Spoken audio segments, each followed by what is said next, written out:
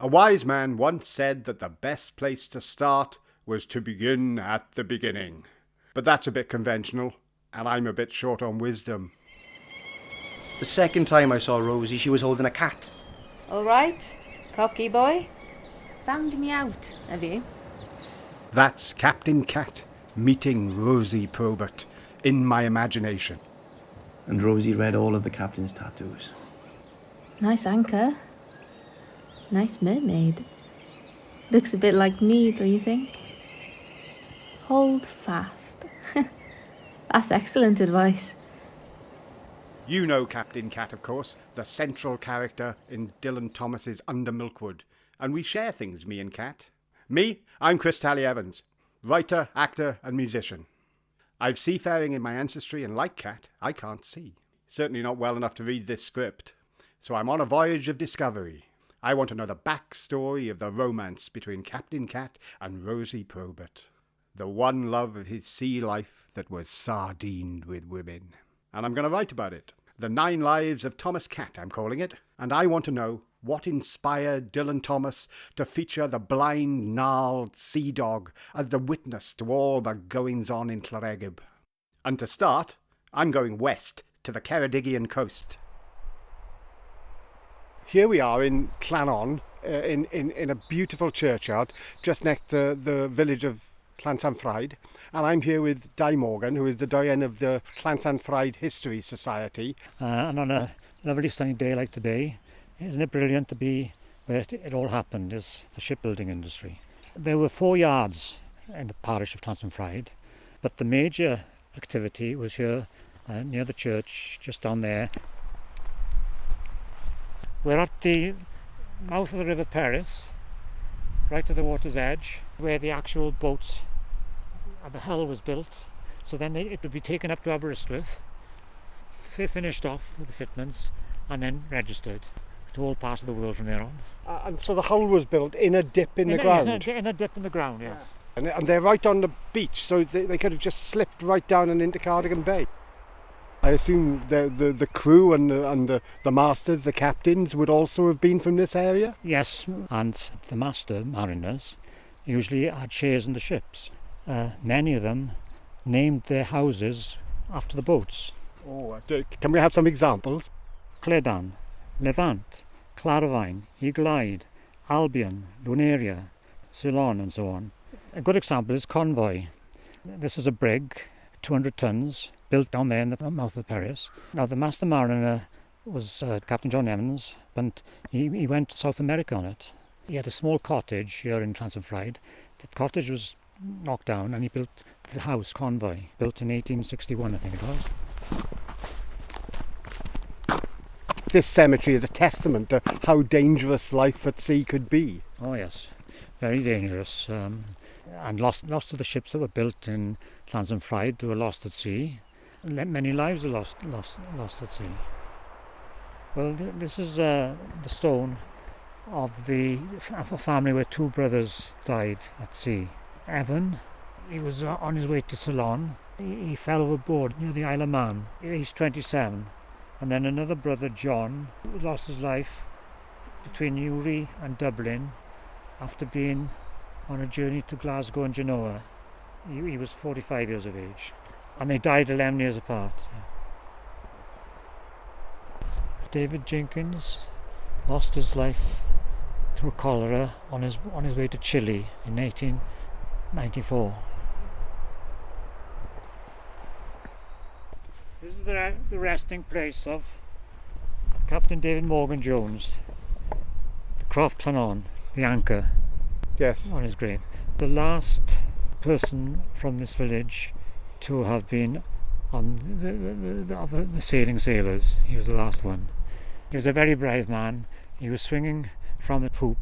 Everything broke except for the one single line to which he clung above a tempestuous sea, but through his actions he saved the ship.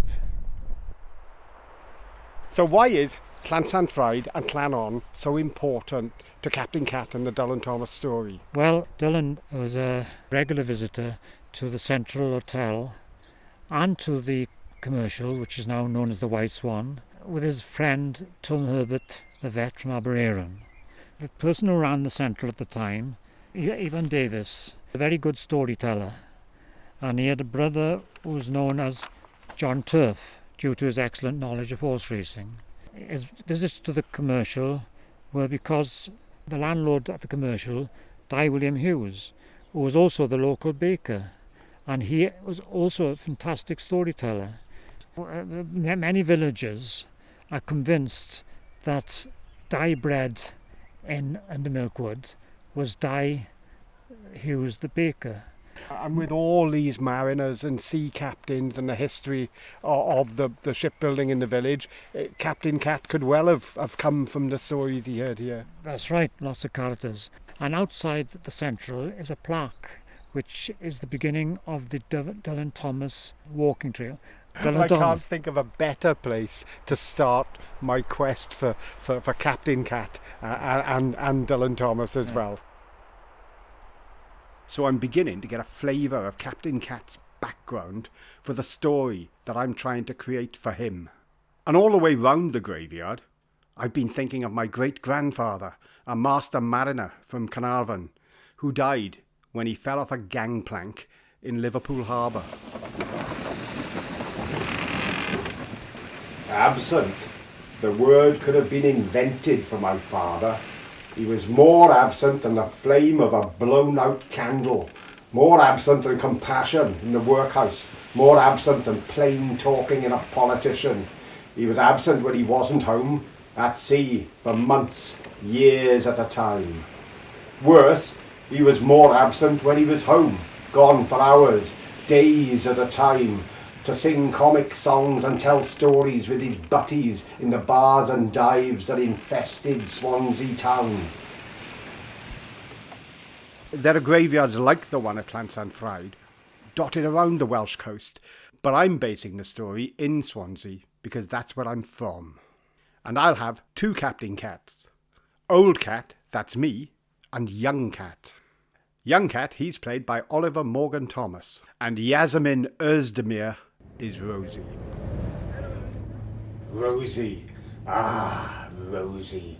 I first saw Rosie outside the Queen's Hotel by Swansea Docks. Dark hair, brown skin, brown as baked batch bread, brown as the treacherous sands of the Towie Bay, and exotic. Exotic as Ecuador, exotic as eggplant, exotic as emus, exotic as ebony. But her voice was Welsh. Welsh as a herring gull fighting for fish on a frozen Friday. What the hell do you think you're looking at? Cocky boy? Only my future wife. Yes, that's a beginning, that first meeting. But when did I first meet Captain Cat? How did I come to let the cat in? I had a drama student's acquaintance with Dylan Thomas's characters until the early 1990s, when a number of things coalesced.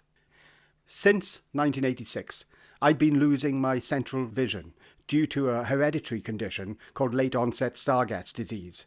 By 1990, I couldn't read standard print anymore. That was a big thing for me, and I was railing against being reclassified as a helpless disabled person.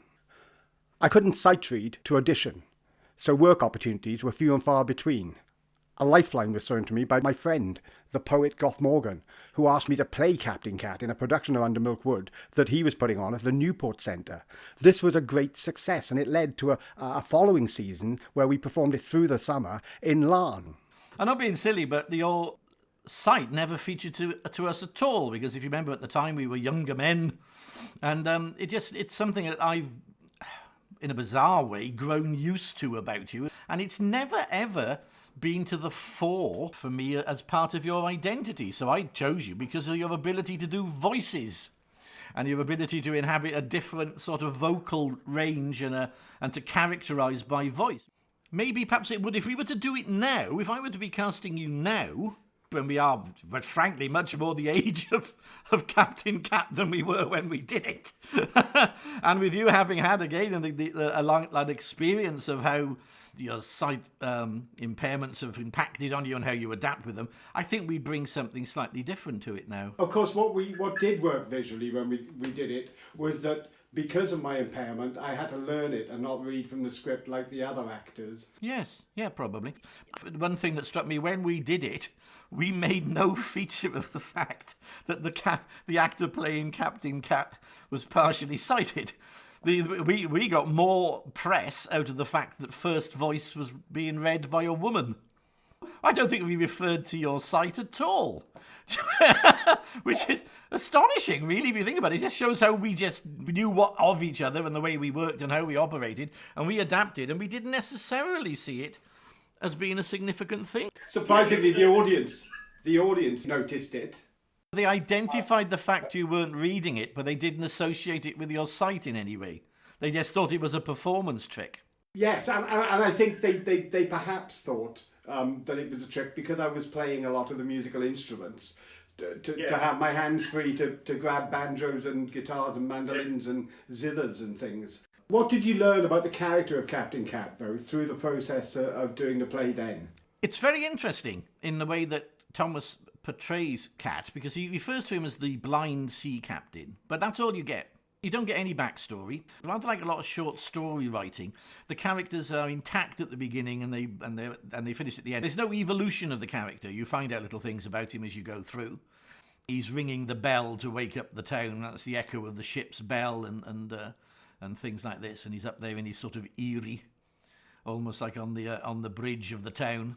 But it's certainly a very, very useful device to have a blind character that is there reporting their interpretation of what they hear. So what you're saying, Goff, and this chimes with my own research, is that there appears to be no real backstory, no real Captain Cat. So I feel that what you're saying gives me carte blanche to actually take the character as he is, as a cipher for the inside the head feeling of the play, and invent his own backstories, his adventures, how he went blind, and what the real rap was between him and Rosie Probert. The second time I saw Rosie, she was holding a cat. Not the moth-eaten tabby with half an ear I chased all the way from the docks, but a big, sleek kitten with fur as black as midnight and eyes as green as the deep, dark ocean. All right, cocky boy. Found me out, have you? No, not you. I was chasing a cat. A smile flashed, dangerous as an iceberg in a southern sea. A tomcat chasing a queen cat. Is that how it is? No, well, yes. How do you know my name? Same way I know your father's drowned, and what's to become of you all now? That's not fair. I don't even know your name. Tell me why you were chasing our cat, and you never know. I might let something slip. As she said this, she moved forward, holding a squirming kitten up closer. So green eyes and brown eyes, fish breath and sweet breath filled my world. Go on, Tomcat. What brings you, breathless, racing all the way to 33 Duck Lane? So what does happen next? Well, that's the thing about a work in progress. I have to wait and see, just like you do. But I'm no stranger to the water. Back in the early 1990s, a group of friends talked me into joining them to sail the Moonshadow, an ocean-going yacht from Falmouth to Cork and then around the southern tip of the island of Ireland. We played music and told stories and had lots of adventures, including being blown out for 2 days in a storm on the way home. At the time, I was right in the middle of adjusting to seeing less and less, so there'll be a part in the play where Cat is steering by the stars. That's based on my own experience of sailing the Moonshadow across the Irish Sea.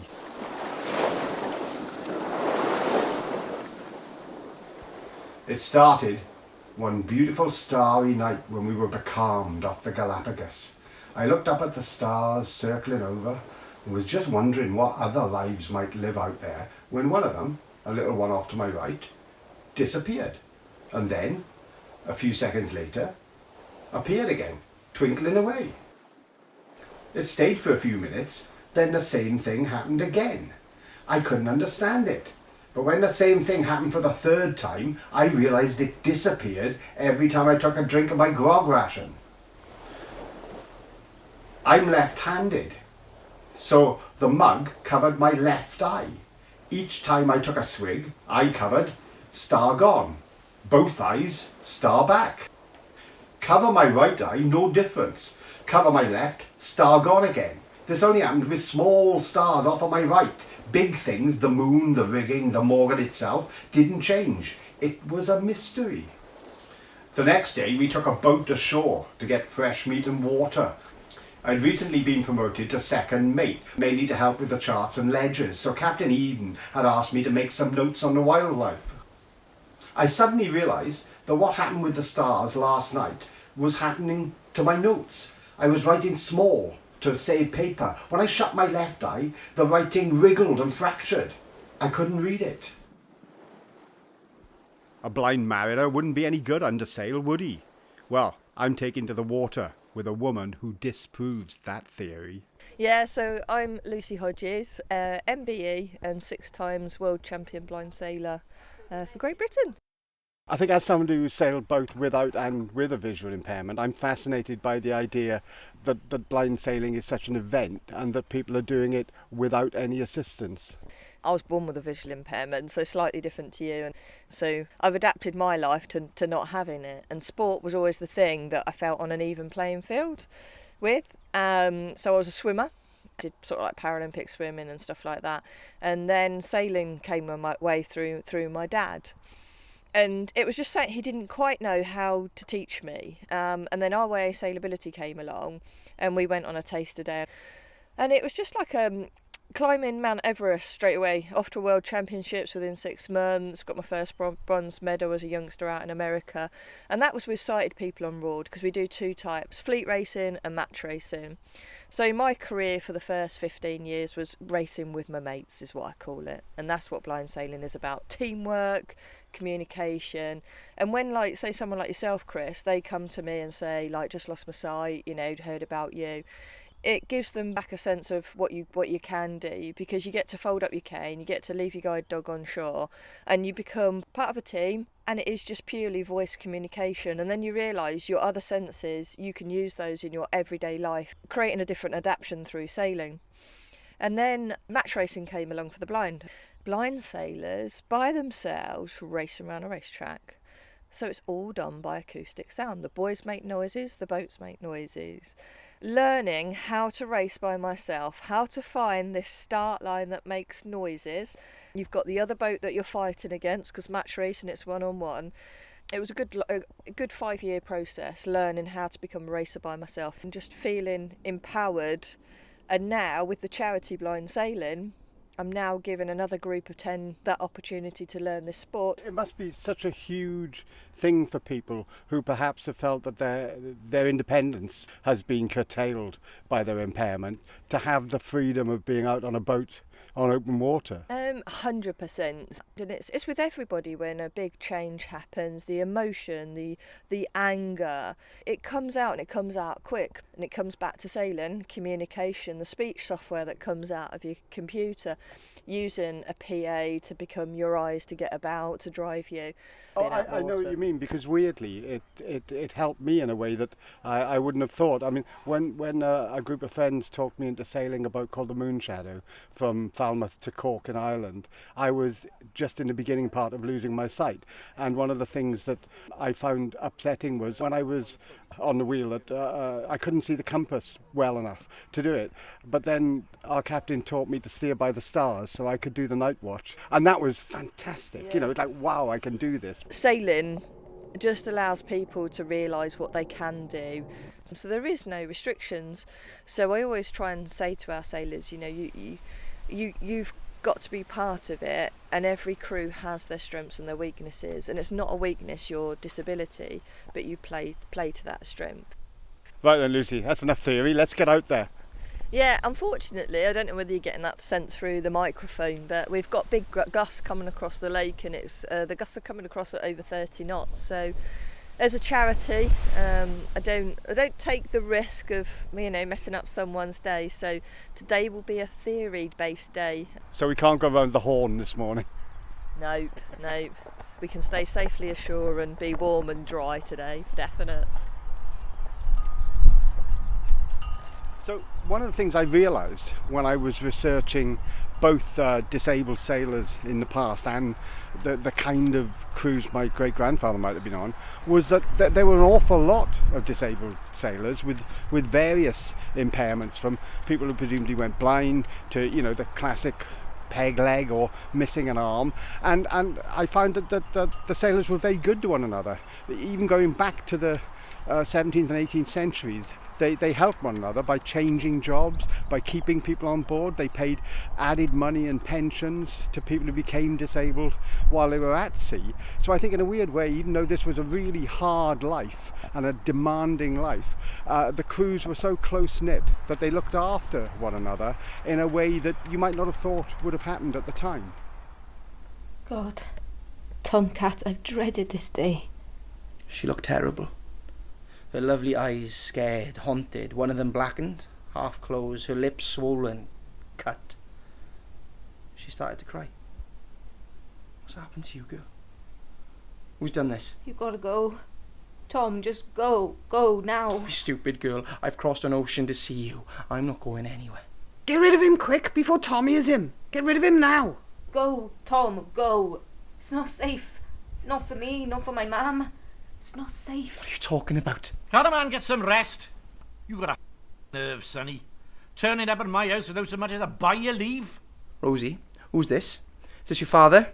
Father? Do I look like a black man, you stupid? Who's this? Just go, Tom. Do what a girl says, boy. Quick, before I give you hiding. I want to talk to Rosie. If you want to talk to my wife, or, God help me, this slut of a mother, you see me after dark and show me your silver. Now, piss off. Your wife? That's what you call a slut. You put a ring on, innit? He thrust Rosie's hand in my face. A cheap copper band greened her ring finger. She's Mrs. Rosie Probert now, boy, and you talk to her by paying me. All this, what I've described about Kat's failing eyesight, is what happened to me. Today I see the world like an impressionist painting. Light does strange things. When I go from a dark space into a light space, sometimes things will glow and make wild colours. Other time, for no reason, I'll be plunged into complete blackness, and it stays there for up to 10 minutes. Over the years, these themes of sight loss, seafaring and disability have swirled around in my head. And it struck me that disabled people in literature have not been re-examined by those who share their impairments and elements of their life stories.